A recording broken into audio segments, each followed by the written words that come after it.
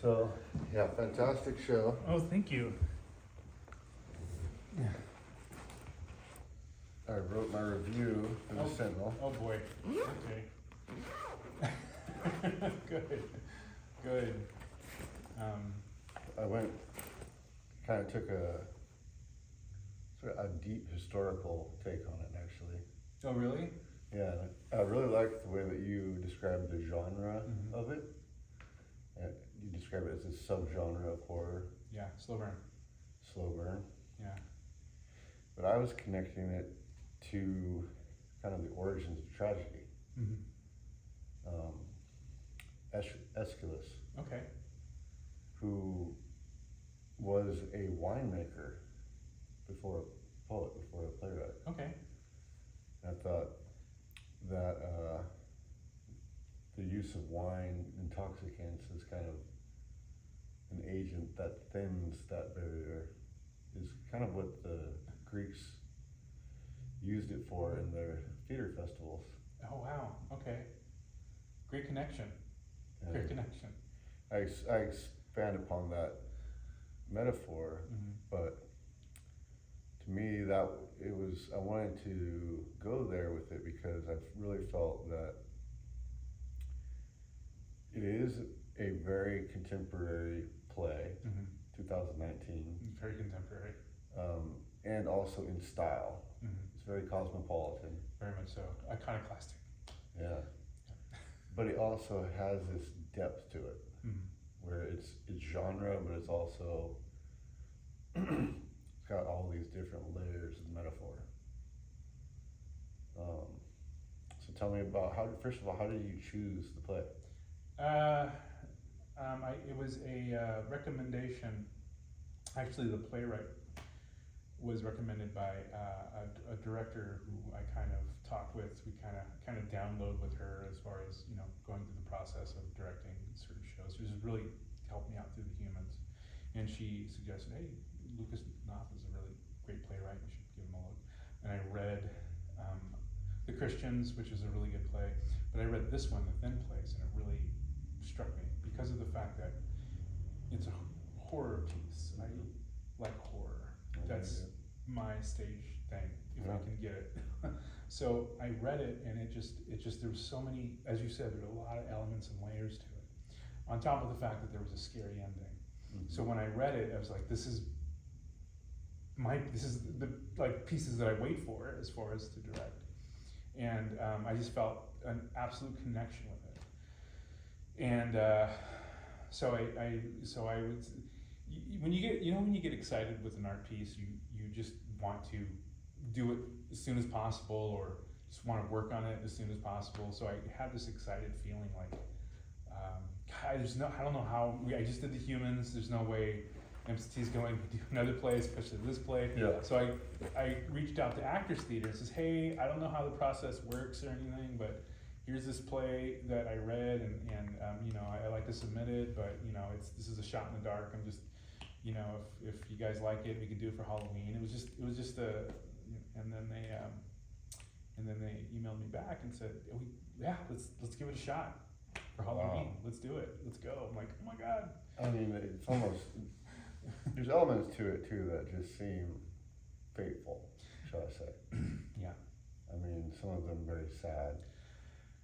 Yeah. I don't know if you want to. No, we can. It's okay. My mom passed away last week, and last Tuesday. Oh. Yo, dude, this is really fresh. This is the most surreal experience I've ever had in my life.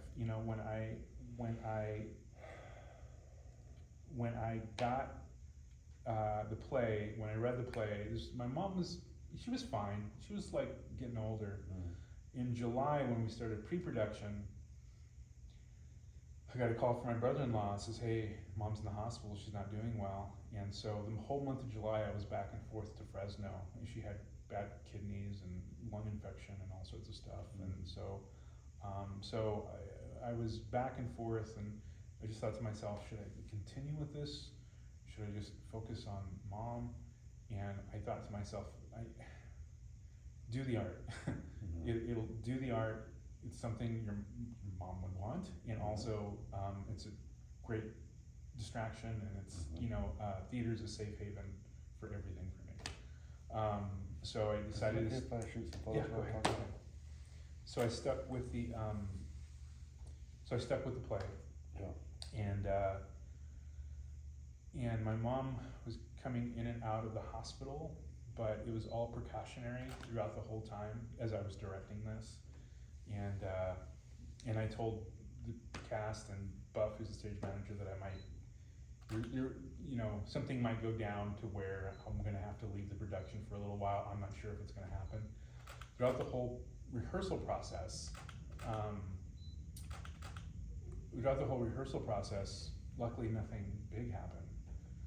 She, like I said, in and out, precautionary. It wasn't until opening weekend, last week, Saturday, I got a call saying, hey, mom's not doing really good at all. And so I left on Monday morning, because she went in on Sunday and we thought it was precautionary, so I didn't leave. And then Sunday, they're like, I don't know, she's not doing great. Then I got a call on Monday, like, I think you should come. I'm like, I'm out of here. So I had to leave, and I left.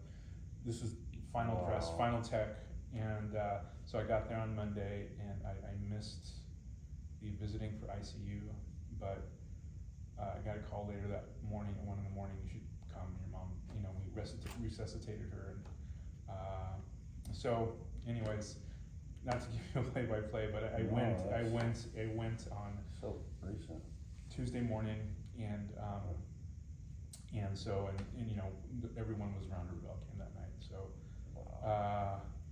it was tough. And then I had opening week, and so so I came back Thursday night for dress rehearsal, something that I just needed and was grateful for, especially this cast. Yeah. They were so supportive and so there for me, and Buff was so there for me, and I was so happy to be back.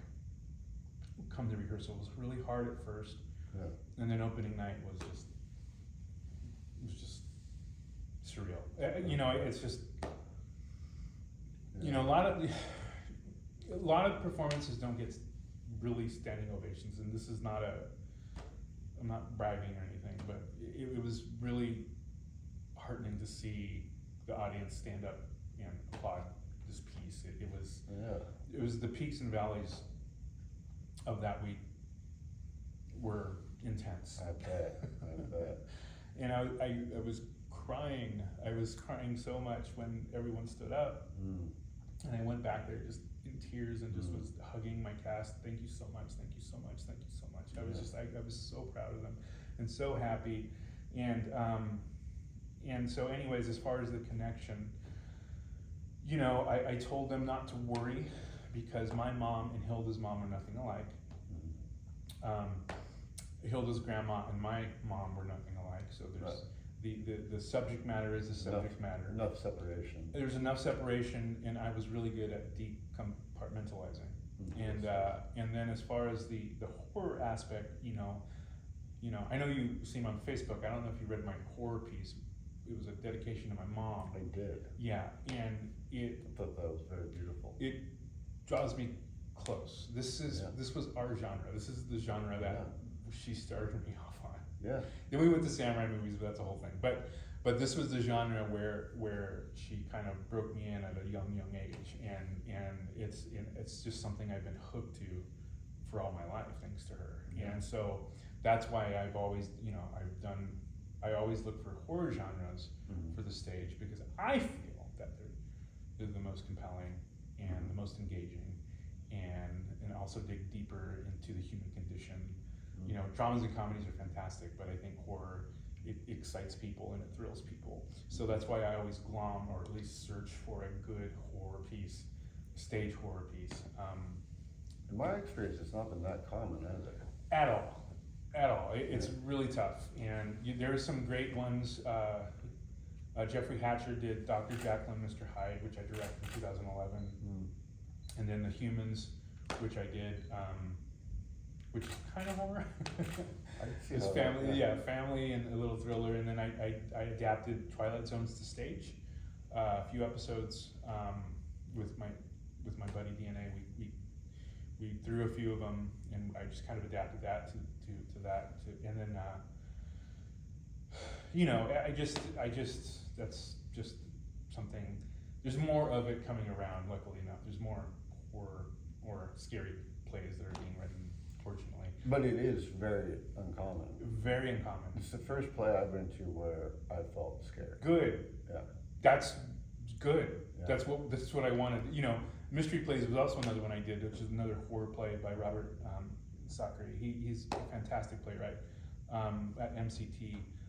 That's what's a lot of people when they go to theater, they don't have that feeling, and I like to at least give them a little bit of that feeling. Well, okay, so maybe you don't know this background, but my dad passed last October 30th, Oh goodness. and it was an assisted suicide. Oh yeah, no, that's And it kind of was a complicated process to go through, as I imagine this will be for you as well. And the grieving process for me was fairly extended. But so when I came to see The Humans, I was, looking for a subject matter to photograph, and I love theater. And I was returning to Ben Lomond where my dad lived and where I grew up, but I hadn't lived in Ben Lomond in a long time. Yeah. So I got my first haircut at Lis's barber right there. Oh really? And so for me, it was this really emotional homecoming. And then I saw The Humans and just wept Oh wow. watching it, just wept. Oh wow. Okay. Because, it's about a ghost. Yeah. It's about death. It's about regret. Mhm. It's about a lot of things that I really felt catharsis seeing that. Yeah. Yeah. And so when I saw you write that on Facebook, I Mhm. thought, my goodness, this connection that we have Yeah. is really kind of, I don't know how else to say, except there's some fateful element to it where Yeah. the artwork is serving as a tool, as it does. Yeah. And that's part of what the purpose of tragedy Yeah. is to help us to deal with those things. Yeah. But I think that's a really beautiful part of it for you, that it is actually a way for you to feel close to your mom. Oh yeah. Absolutely. Absolutely. My dad was going to sports. My dad was a fan of football. He was a Dallas Cowboys fan. He passed away in 1990, and also he was a runner. So when I run and I watch a Cowboys game, I feel my dad is with me. There's that Nice. channeling there. With my mom, it's horror. Yeah. It's all horror, and it's just there's an absolute closeness, and it's just there's a therapeutic element that I have with horror. Like my mom passed away, and I watched The Shining again. I watch these movies because it's to me it's soothing. It helps me. It helps me deal with things because it takes me out of my place, and it jolts me out of my reality and puts me somewhere else. Nothing can do that. I feel like horror. Like it puts you in another element. It really takes you somewhere else. Yes. And I don't see it as ever relating to my life or my family. I don't see it ever relating to my personal stuff. I don't see it relating to the tragedies of the world that's going on. It's its own singular genre that I like to dive into and become part of, and it just takes me out. And usually afterwards I feel like I'm glad I saw that. It's like I forgot myself for a moment. And that's a part of what I like to do when I do these things. When they come see a place like this, they do get so engaged, they do get so involved that they can forget for a little bit and forget forget where they're at, forget the horrors of either their personal life or the world, where they can just completely turn off and be involved in this story and this storytelling. And that's usually my goal when I pick pieces like this, or I pick any pieces, is that alone, is because of that. And so it is definitely absolutely cathartic, what you just said, and it's also, for me, it's really weird, and when I tell people that, for me it's therapeutic, it really is, and I don't know how else to explain it, you know. No, I get that. That's actually where I landed the review was with Hamlet. Hamlet's use of theater. Yeah. And his process of grieving. Yeah. And then he uses it in other ways as well. But his first encounter with the players, he asks them to play Hecuba. Yeah. You know, and it makes them cry. Yes. And there is it's incredibly therapeutic. Absolutely. That's one of the powerful things about it. Yeah. Now, it is interesting too that part of the purpose of horror is to take you outside of reality, to scare you, to make you confront the things that we don't want to confront. Yeah. But one of the experiences I had watching the play, which was interesting, and I think it's part of how the play functions, is that it also does play upon real fears and concerns. Yeah. So much so that the woman who was sitting next to me was bawling for 25 minutes. Really? Sobbing. I think it must have struck a chord with her. I mean, I was drawing conclusions and assumptions because I didn't know her at all. Sure. But I imagine she lost her mom, because it was during that moment of the play, and she just lost all control of her emotions, just sobbing. I didn't know that. Wow. Okay. But for me, it amplified the effect, because then it brought us into this sort of emotional state. Sure. Where then you're raw, you're open, and then the jarring effect of the horror is more acute. Yes. Yeah. I think that's part of what the play does, is even in the way that it talks about dying. Yeah. Right? Different ways of dying, different ways people have died. And that sort of is something usually you don't want to think about. Yeah. But you're there confronted with those images, and then there's something, it really shows the power of language.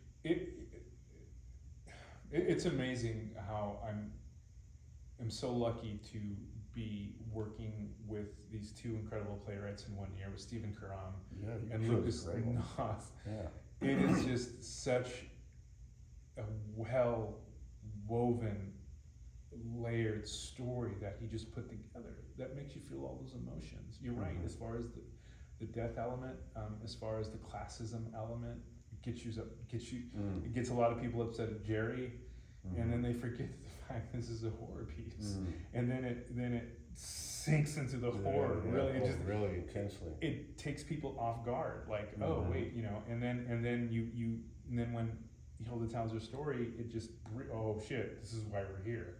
We're here because of this. Now there's no turning back. Spooky shit. Yeah. We're all captive to this. And I think it's because of the cast who just incredibly I love this. I love all my cast, but this cast I love so much. No, they're fantastic. They're fantastic, and I can't say enough about them. They're like almost like family to me now, and you know they brought this thing to absolute life, to where it became as engaging as what you saw opening night. It's because of them, and on top of the story itself. It lives and dies by the acting. It does. My goodness, it does. And I'm always very careful with who I choose. I try to be very careful with who I choose as who comes on board and you know, understands the story and understands my wacky style. We have table reads for like at least a week, just so before going in we can understand the story and understand each character before we go in. I don't like going in and so that's where you give your direction mostly, would you say, as far as like in the table reads? Table reads are huge. So that then you can let the actors have more. Absolutely. I ask them questions like, what do you think? What do you think of this scene? How do you feel that your character feels? And there's no wrong answers. You know, I trust the actor wholly. Yeah. They're the one who's bringing this character. And they've got to do it. Yeah. They have to.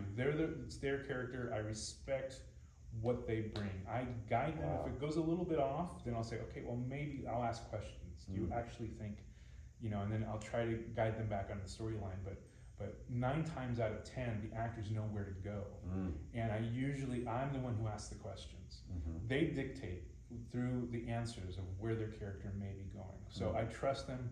I give them as much freedom to bring it to life. It's the same as the humans. That's exactly what I did with that one as well. Yeah. We sat for a long, long time with that one before we went into it, and what you saw was what they brought. It was their character, their idea, and it's something I wholly respect.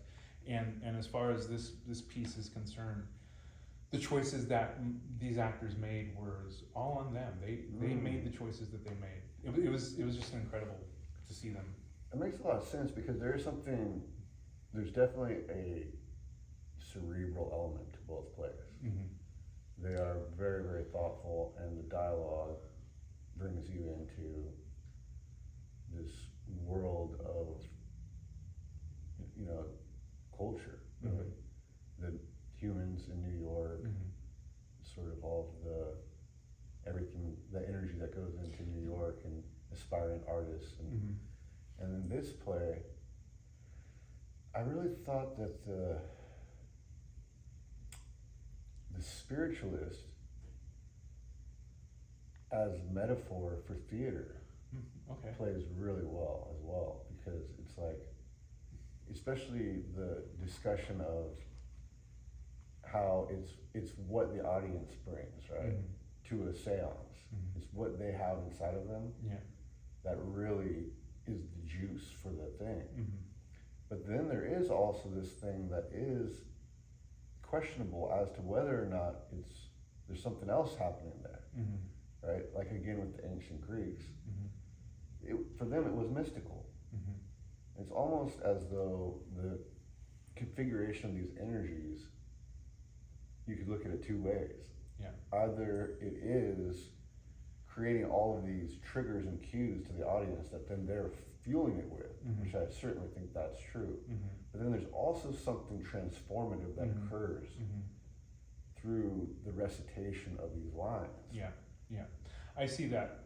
Not to get into the psychological muddy waters of this element yet. What you say is true. I think with the medium connecting to whomever they're connecting with as far as who they're trying to get at, I think a lot of it has to do with the connection with the person themselves. I think there's definitely a connection when they're guessing, they're looking at them, and they're making that connection. And you hear in the dialogue, Linda says, what I do is a trick. Some things I get right, some things I get wrong, but they never remember the things I get wrong. It's always the things I get right. And that's where the connection is, in the so to speak, the I don't want to say grift, but that's where the charlatan element comes in, where they want to dig deeper. Oh, I got something here. And then when there's a connection with that person, with the medium and that person who's being affected by this, because it's their loved one, there's deep meaning between those two. And that person who's being connected with the medium, they find a bigger sign and to the whole thing. It really means something to them. And I think Linda, I think in a way, she feels like she's doing something good, but she takes advantage of that shit too. Right. There's a duality to that. Absolute duality. And yet at the same time, everything she says can be read a couple of ways, and there's probably truth to both sides of it. For example, when she says, what I do is maybe better than therapy. Psychotherapy, because at least they get what they came for. They have a conclusion. There's some sort of closure. And there is some truth to that. Yeah, absolutely. But I think that, again, I see that as a metaphor for theater, what we go to theater for. I see that. No, absolutely. And Linda's a well-written character for the stage. And, so great. And Tara just does this commanding job of being Linda. When she came into auditions, she just had this command about her, there's nobody. She's so alpha. There's nobody else. Is she British? She's not. She's not British. Wow. Yes, she worked Wow. really hard on that accent. That's fantastic. She has a really good Queen's British, but this is a more of a middle class British that she really worked on. Wow. Yeah, she worked with 2 dialect coaches who are both British, Amazing. and so she killed it. She killed it. Yeah. Yeah, she did a great job, and just the way her little nuances of the way she does things, she's wonderful. Oh, she's wonderful. I love seeing her. Oh, she's great. Yeah. I'm also curious, we can't not talk about the set too. Mm-hmm. And Ward, I know, Yeah. acts in it and is also instrumental in the design of the set too. Oh yeah. Oh yeah. He was the one who came up with it. We tried to work some things out on our own. We realized, well, we're not doing it on our own. So Ward took the lead, and this is him and his wife Susan Willits, who has a degree in scenic theater art. So she knows what's up. Her and Ward both worked on this set. And so yeah, so they're the saviors. I own a really expensive bottle of whiskey because of this. So they're both the saviors of kind of getting the set going. I mean, there's not a lot to it, but it's purposely functional to what we need. Yeah, the minimalism of it is fantastic. Yeah. You know, the spare color choices. Yeah. It really. Mm-hmm. It's interesting when you go minimalist or when you go maximalist. Yeah. And like did you see Something Rotten? Yeah. That's a maximalist. Huge. You know, huge. It's overflowing the stage. And it fits what that is. Yeah. But this toned down minimalist really lets the characters be fully fleshed. Yeah, absolutely. Well, The Humans was a maximalist. That was huge. Oh yeah. That was a beast. Yeah, that was a beast of a set, man. And huge set. It took 2 days to strike that set. I know, and this is so minimal, but Very it's minimal. so evocative. Yeah. And I think it sort of allows your imagination. Yeah. There's a lot of space to fill in. Yeah. It forces the audience to focus on the story and to focus on the engagement of the actors, and I love that fact. Absolutely. Yeah. But yeah, so. Well, bravo. Cheers. Thank you. I love doing, like I said, I love doing shit like this. This is my wheelhouse. I think I might do comedy next. Who knows? We'll see. There could be a nice change. Yeah, it could be a change. Might do something, a good challenge. Yeah, I just love meaty, dark shit like this. But also, you're kind of branding yourself that way. I mean, it's not. That ship sailed. You are. Yeah, I'm already that guy in the theater. I'm proud of it. I'll take it. Well, no, I don't mean it as a good thing. Yeah. There's a niche there that nobody else is filling. Yeah. And so, I think cultivate a following for that, because, like I said, those are probably the 2 most powerful emotional moments. Mm-hmm. The end of Lear was also up there at Shakespeare Center for Shakespeare this year, but the moment in The Humans when she goes off. The grandmother. Yeah. When the grandmother goes off. She's fantastic. Yeah. That, just the visceral chill it gives you. Yeah. And then in this play, when the lights cut out. Yeah. No spoiler alert. No. But the chill, just the physical, like every hair on your body just stands up like. Oh, fantastic. Alert. I mean, uncontrollable feeling. Good. And you just don't get that much, a lot of times you're interested, you're engaged, there's a lot to think about, but to actually just have this feeling that's like, whoa, like someone just poured cold water all over you. Yeah. That's powerful. It is. And me and Jen, who's the actor who plays Hilda, we worked really hard on that monologue. The thing about long monologues, because there's a couple of them, is that if monologues like that are not done correctly, people can drift. Right. They'll yawn or do this or kind of check their watch, and we as a cast, same with The Humans, we made it a point, and we worked hard to keep we need to keep people engaged, Mm. and the way that we constructed that monologue that she does kept everyone engaged. Absolutely.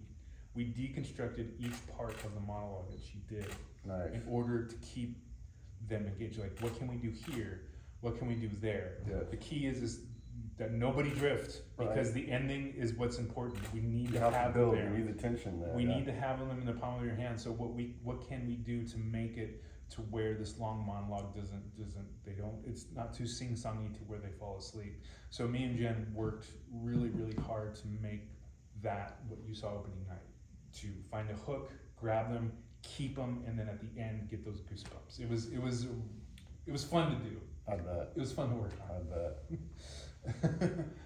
Yeah, it's fantastic. Oh, good. I'm glad you liked it. And then, I know you gotta go, but do you wanna say anything real quick about the rest of the season at Actors Theater? Yeah. Well, I don't. Should we talk again another point? I think that would be Suzanne. Okay. You want to talk to Suzanne about that, but my Okay. good friend Spike and Joan, Spike Wong, who had a piece up at Mountain View, White Sky, Hidden Dragon. It's a Chinese American storytelling. It was at Mountain View at the Mountain View Performance Arts Center. Now it's going to be here. They're going to be putting it on in October. It's a wonderful play. He wrote it. It's Spike's play about his dad. Oh, cool. And but I would get in touch with Suzanne, or maybe even Spike. Great people. Spike is a wonderful person. And then Joan as well. So yeah, but this is the first season since 2019. Amazing. Yeah. Now, okay, so that is so interesting as well, because another fateful part of this play, right, is it's opened on Friday the 13th. Yeah. Closes on Halloween. Well, Halloween was on purpose. The Friday the 13th was not. Still, I'm It's great. saying, and for a return, I had this running theory that the pandemic began on a Friday the 13th. Oh, I have a story for you, but yeah. Go It ahead. was March 13th, 2020. Okay. I remember it vividly Oh man. because of what had happened Yeah. that week for Yeah. me personally. Yeah. And it was Friday the 13th. And it began when I said to myself, and I said to some of my friends and loved ones, this Friday the 13th is the bookend. Oh, This isn't nice. a bad luck thing. This is the end of an era, Yeah. bookended by two Friday the 13th, Oh, that's great. which also opens up this play, Yeah. and it's a return for the Actors Theater. Yeah. Trip out. That's nuts. Isn't it? Yeah, I didn't see that. That's cool. Yeah, man. I'll tell Suzanne that she's the president of this. That is cool. The MCT. I don't know if you heard about the Cuckoo's Nest that I directed. I don't know if you were around. I didn't see it, but I've heard about it. Yeah, we started rehearsal in 2019. We worked. January we were working hard. February we were working really hard. And then at the end of February, or the middle of February, we heard of this thing, this virus type thing. Yep. And we were thinking, oh, it's gonna be another Ebola type. Yeah. It's just kind of whatever. And then as it got closer and got closer, it got more and more real to the fact that we were probably not gonna do this play. So it was opening week, and we were still going as if we were going to do the play, even though everyone was apprehensive. We're probably not going to do it. We'll see. And so it was March 12th, where Gavin Newsom put the hammer down, and we just were distraught. And so we decided, let's just do one performance for our comps, and then that's it. But we held on, and we came back in March of 2022, and we performed a whole sold out because people Wow. were hungry for theater. I think people wanted to go out and do something. Definitely. Yeah, so and we came out. So that was our Friday the 13th story, is that we got shut down the week, and then this with my oh my God, there's just so much involved. There's so much. That's what I'm saying. It's hard to see it as not with an element of fate. There is fate, man, and There's I got to pay attention to that. You know, it's part of the spookiness of doing stuff like this. And it's pretty surreal. But this has been having this cast and having this play has been a very incredible experience, and a welcome safe haven for me personally and emotionally to have these people and have this story. Because otherwise, if I didn't have this, I'm still a wreck, but I'm not as, I just have this. It's keeping me sane and at least giving me some happy juice, you know? Yeah, absolutely. One thing, if you are gonna write this, one thing, I've been pushing the horror element, so much, and it is, and it's, but one of the main things is that I want the audience to understand that it's fun. This is a fun show. Oh yeah. Friday you saw the reaction. Saturday, Sunday, I just never seen a reaction when people were walking out, just didn't know what the fuck they saw. They had no idea, what just happened, what they were. I heard them what happened, what's going on, did that really happen? It was just the buzz was just incredible, and as a director, I've never had that. You're just, oh hey, that was a great show. Oh hey, that was a wonderful show. Never before, what? Confused. And I was like, this is so awesome. I love it. It was so cool. It was so cool to get that. I've never had that reaction before. It's as far as a director. And I'm not even going to ask you questions about the ending or any of that because I want the mystery to remain. Let it be a mystery. And I love it. And I didn't even want to open up into that at all because the way it made me feel was so surreal. Yeah.